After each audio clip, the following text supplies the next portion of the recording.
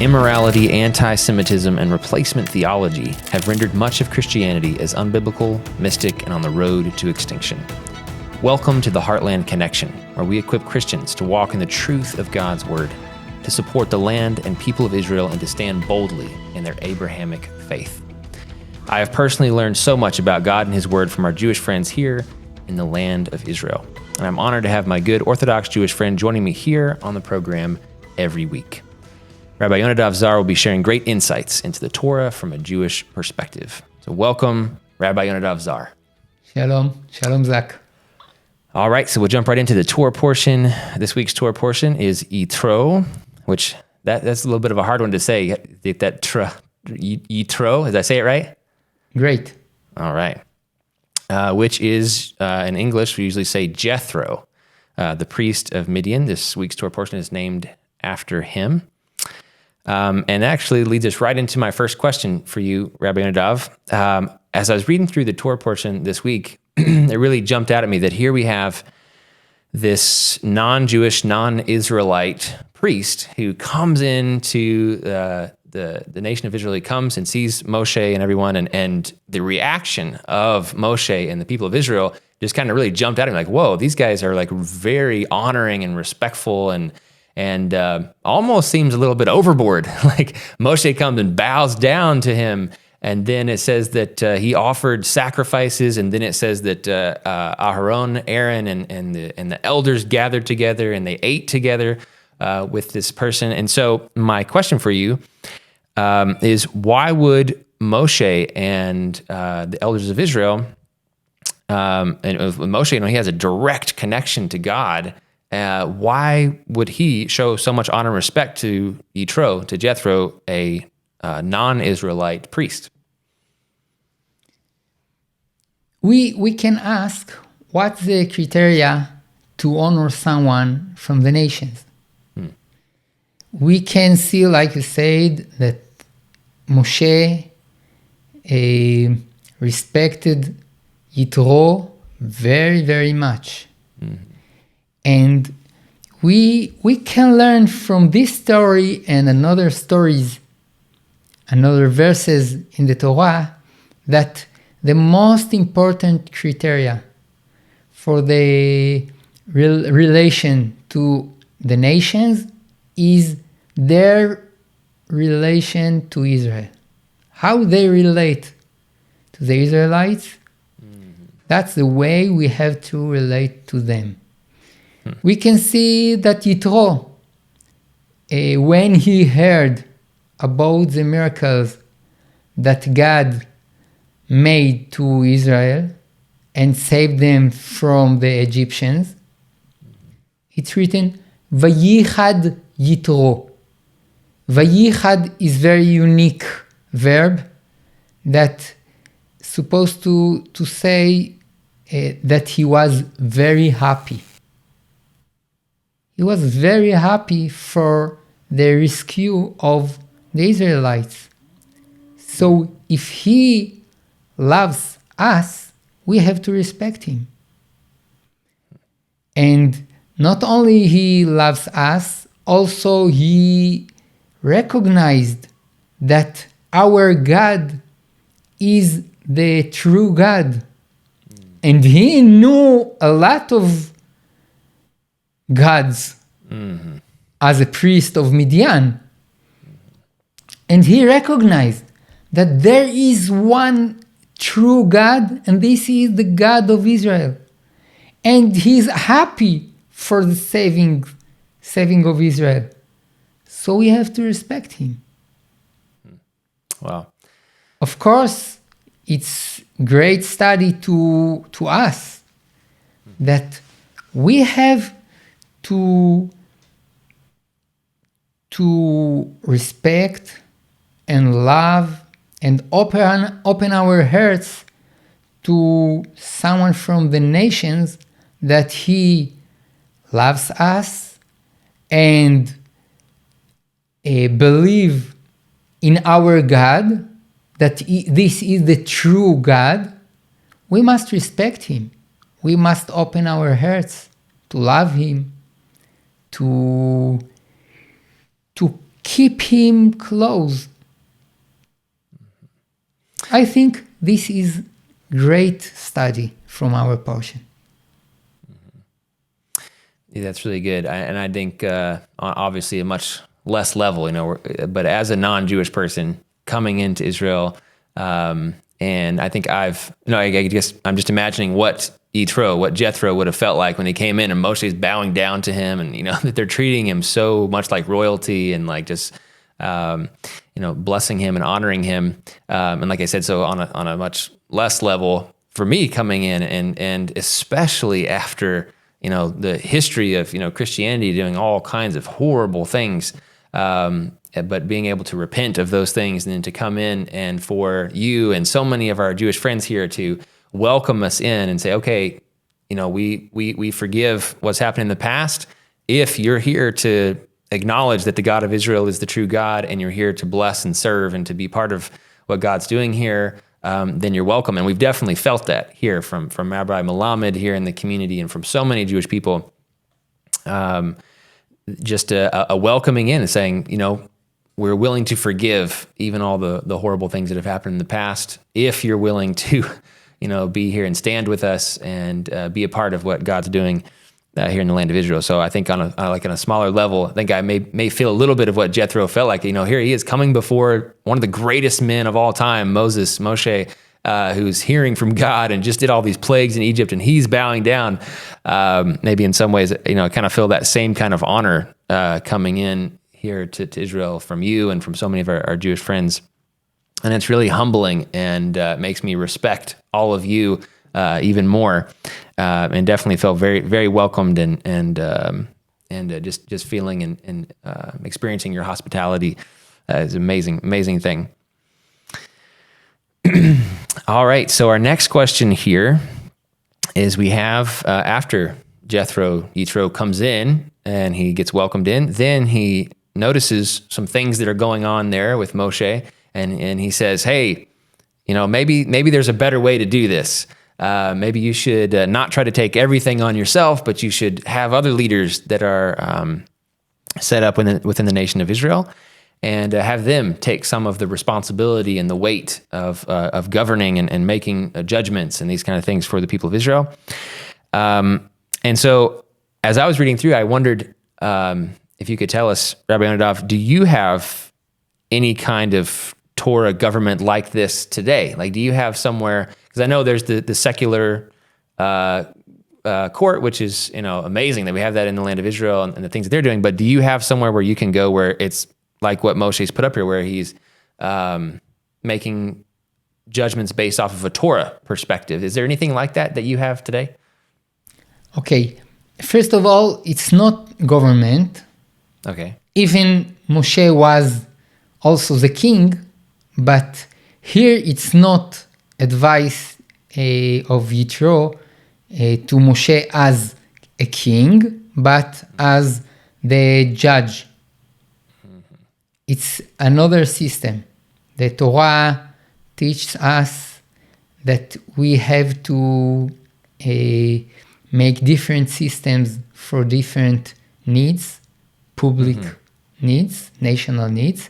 So one of them is the judgment system, and here we talk about the judgment system, the court. So we don't have such a system today. There are courts that judge according to the Torah, not the secular judgment system, but it's a private court that it's volunteering. One wants to come to judgment there, he can. And even we can put in our contracts that if we will need a judgment, we will go to the rabbinic judgment. So rabbinic court.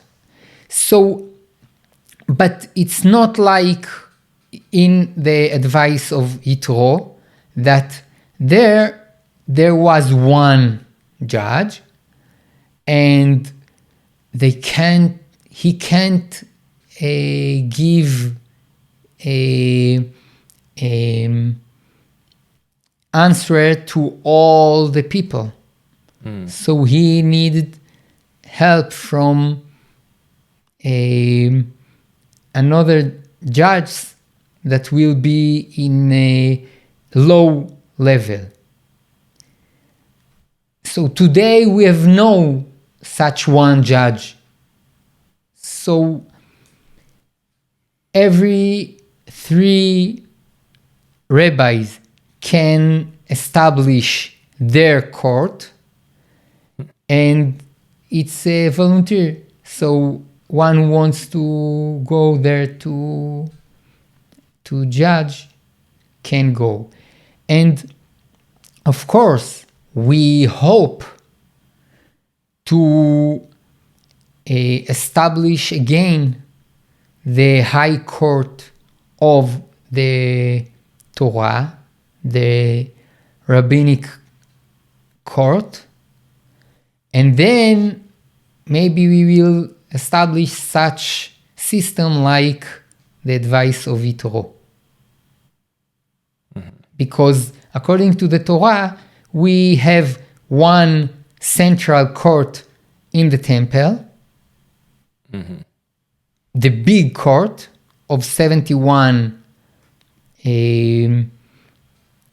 elders, and in each city, before the city, in each tribe, the court of the tribe, and in each city, the court of the city.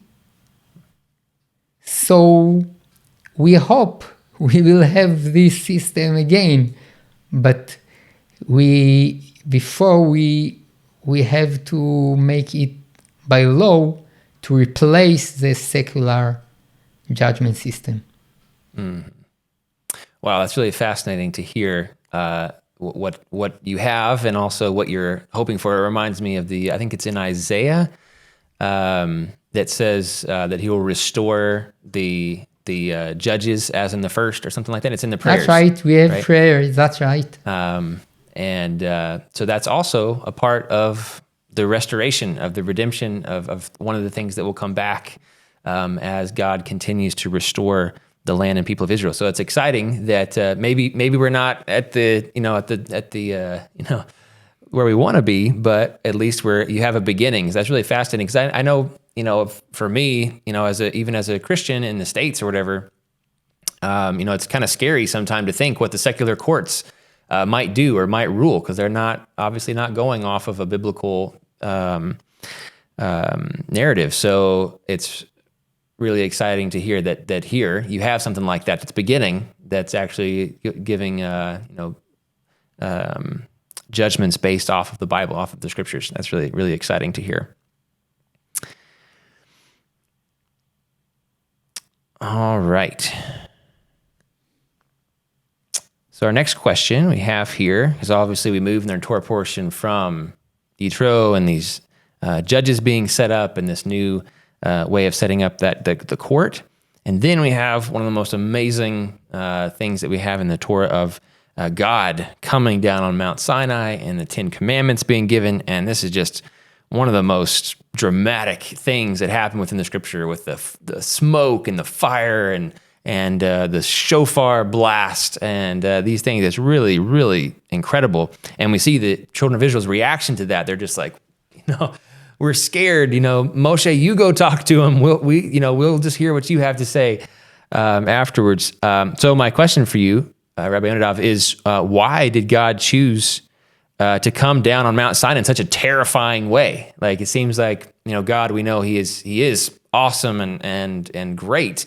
But I don't know, you could think that, well, maybe he would come to Israel in recognizing their fears and be gentle and whatever. But you see him, he's coming in like full force, or what seems like. I'm sure maybe he's much more, obviously, but it seems like very, very forceful and terrifying, like the mountain is shaking and all these things. So why did God choose to come down on Mount Sinai in this way?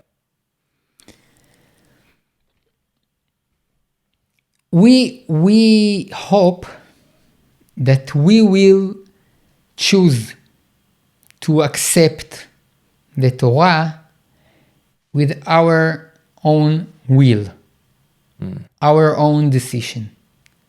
But the Torah is so important to the existence of the world that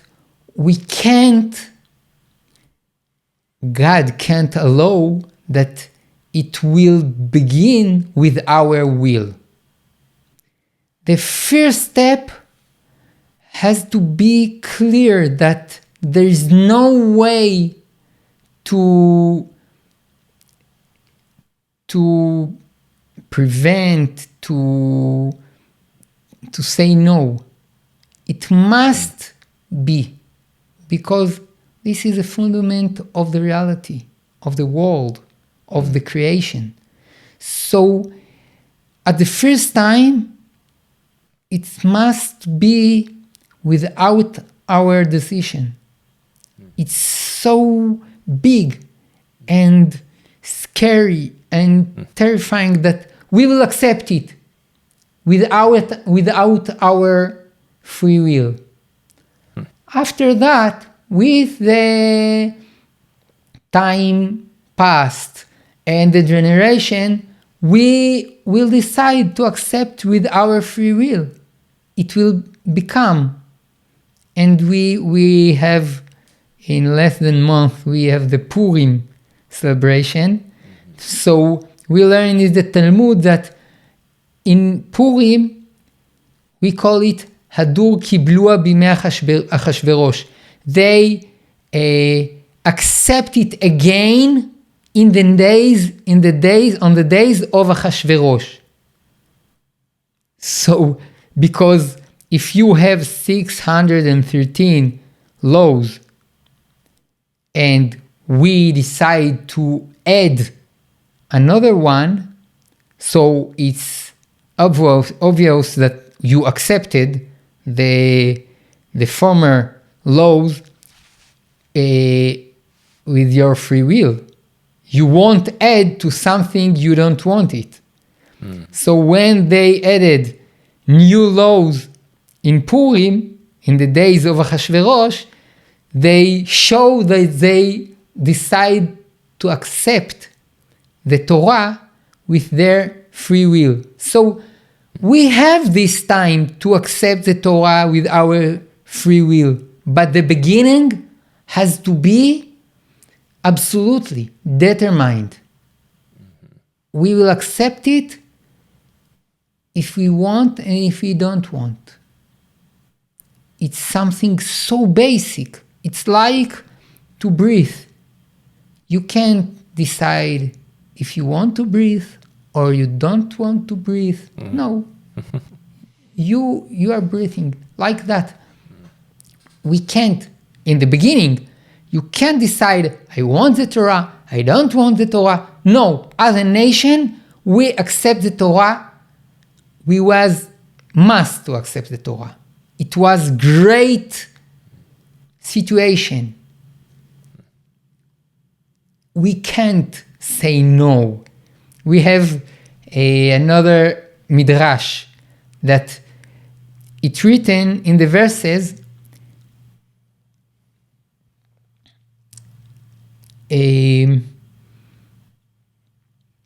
that they stand, it's written under the mount. How can one stand under the mount? The simple meaning is that they stand near the mount on the low place. But it's written under the mount. What's under the mount? So the Midrash says that God took the mount like a tool and put on them and said, if you accept the Torah, okay. If not, I will bury you here. So you must accept the Torah. There is no way you say, it's not fit, I don't want it. No, you will accept it. And with the time, you will learn to understand the importance of the Torah, the importance, and you will understand the blessing of the Torah, and you will choose to obey the laws. Yeah, wow, that's really good. And it's such an amazing thing happening here with, God coming down on the mountain and then revealing truth, right? That's basically what it is God saying, okay, these are truths, these 10 commandments that I'm giving you and all the instructions. This is God's perspective, right? This is who he is coming. And so to be able to receive that on the earth, and for Moshe to be able to take that and the children of Israel to be able to receive God's instructions and then give those not only to the Jewish people, but also, for people like me from the nations can benefit from these moral values and these things that God lays out is, okay, this is who God is, and like revealing himself in that way is it just blows your mind to like think that Almighty God would actually give that gift to humanity and to the Jewish people specifically in order to bring that light and that understanding of who God is into the world. It's just an amazing thing to think about. I'm not sure that I understand what you mean when you said who is this is God or something like that. Mm-hmm. It's not. It's his values. Right. His revelation, his appearance in our world. It's not him. We can't talk about him. We can't understand in our mind our short mind. We can understand him. So we don't talk about him. We talk about his values, right? His ideas, and his revelation to us. Mm-hmm. Yeah, and that's what I see through it is just having to know what his values are is such a huge thing because there's so much confusion in today's world of what is the truth. Does everybody have their own truth? Does all these things, and so that's what I see here. Is just like, wow, God actually gives us truth. This is the real deal right here, and to know what God's values are and what he thinks we should do is such a huge gift to us. It's amazing thing. But yeah, thank you for clarifying that. Which kind of leads us on into our next question here. When God is communicating his values and giving these to Moshe and then to the rest of the people of Israel, as I was reading through this time, it just kind of jumped out at me that he gave a very specific 10 commandments that are written on the stone and that Moshe brings down. And so I thought, this is a kind of a basic question, but a really important question is what makes these 10 commandments stand out above the rest? Moshe was given a lot of commandments later. Why did these get to be on the 10 commandments and written into the stone and placed into the Ark of the Covenant later? Like these 10 seem very really, really important, like on a different level somehow. So what makes these 10 commandments stand out above the rest? Those commandments are like the fundaments of all our laws. So they are important, very important, and we have to learn all the laws and to see it's like the details of the 10 commandments are all the laws. We have in the 10 commandments, we have laws of all the kinds between each other, between us and God, the Shabbat, the forbidden on adultery, on idolatry, on thieving. To steal. Steal. Not steal. Mm-hmm. Yes. And even our heart, the last commandment, we should not want something is not us. So it's 10 commandments that are the fundaments for all the laws, and even we have a deeper fundaments, the two first commandments. The first is Anochi Hashem Elokecha, I'm your God, your leader. And the second is the forbidden on adultery. And we learn that these two laws, two commandments, are one, the first is the fundament, the basic law of all the do laws, the laws that we have to do something. And the second is the base of all the laws forbidden. You should not do something. So it's like levels of the laws.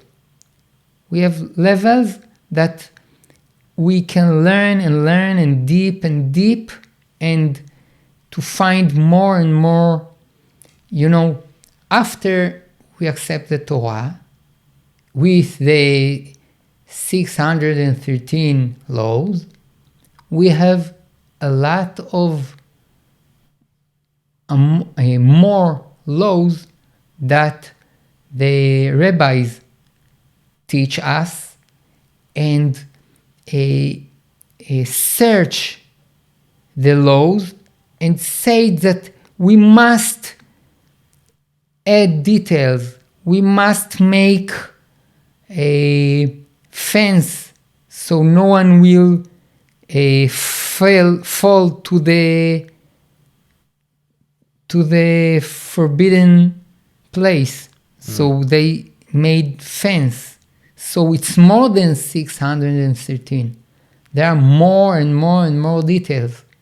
So it's levels of the laws.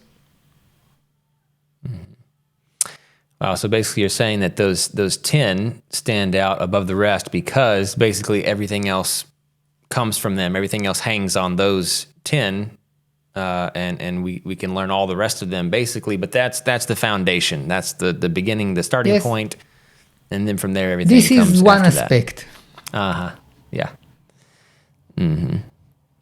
Yeah, it is amazing to look at it and see how much it covers, like you said, from the first two, but then, talking about our relationship with God and then our relationship with people, and how like so much is covered, and they maybe seem kind of specific, but they are very broad. They cover a lot of territory. Maybe for our audience, we can say that like that, you have to treat the 7 Noahide laws. You can't say it's just 7. No, this is 7 fundaments. But you have to search how to obey them. You have to detail them, to search deep and say, okay, if we should not murder, so we have to understand the value of the life. And how can we save the life and improve the life? And if we learn that we should not steal, so we have to understand what the way to define the ownership of objects, and how we have to treat the money of someone else, and how we have to keep the money of someone else and help him not to lose it. You can add a lot of details to just 7 Noahide laws. Yeah, and just to clarify for anybody who doesn't know like what those Noahide laws, and you can help me, Rabbi Yonadav, if I don't get it quite right, but basically the 7 Noahide laws are laws that the Jewish people, when they studied through the Torah and they said, okay, we have been given all these 613, and like Rabbi Yonadav said, we have all these other ones who we put as fences around it, and the Jewish people are obligated to follow those according to their tradition. But then they said, okay, but what about the nations? What are they supposed to do? What are they obligated to do? And so they said, all right, well, here's these 7 laws that are the foundations that the nations have to keep in order to be moral, God-fearing people. They are obligated to do these 7, and then, like Rabbi Yonadav was saying, those 7 can be broken down. So that's the way that the Jewish people in their tradition sees the nations, is that these are the laws that they are that they are obligated to fulfill in order to serve God, in order to be a godly, God-fearing person. And the nations, they're obligated to do these, while the Jewish people are obligated to keep all 613 and all of the oral Torah, all of the traditions of the Jewish sages. Did I get it right? That's right. Right. So just in case somebody was wondering, oh, what's the Noahide Laws? That's basically what Rabbi Yonadav is talking about there. And they're all very biblical principles. And for me, I read those, I'm like, well, yeah, of course, I'm not gonna, do that or do these things. And I've learned so much into those, but also just from reading the Torah as well. All these other commandments and moral standards that we can learn. And what we're learning, like we're learning today, we're digging into the scriptures and learning so much more in depth of how we can know God and follow Him and have a true righteous moral value, moral code in our world today. All right, looks like we are running out of time, but thank you so much, Rabbi Yonadav, for joining us today. I always enjoy these every week, and just getting on studying and reading through the scriptures and doing this is really, really a great honor and pleasure for me to be able to do that. Thank you for teaching us today, and thank you to all of you guys who are listening. If you guys have learned something in today's video, then please share this, send it out on whatever social media you use. If you can get the word out, that's great. We want this message, these biblical Torah values, to be spread out through all the world. And so if you can share it, that's great. Do the like button, all those things. It helps us get the word out and for people to see that there's something here that's worth watching. So if you can do that, that's wonderful. You can also send us feedback. My email address is Zach, that's ZAC, at Hayovel, HAYOVEL.com. Would love to hear from you guys. Thank you so much for joining us today. May the Lord bless you as you continue embracing the everlasting truths of God's holy word. Shabbat Shalom from the beautiful, exceedingly good land of Israel.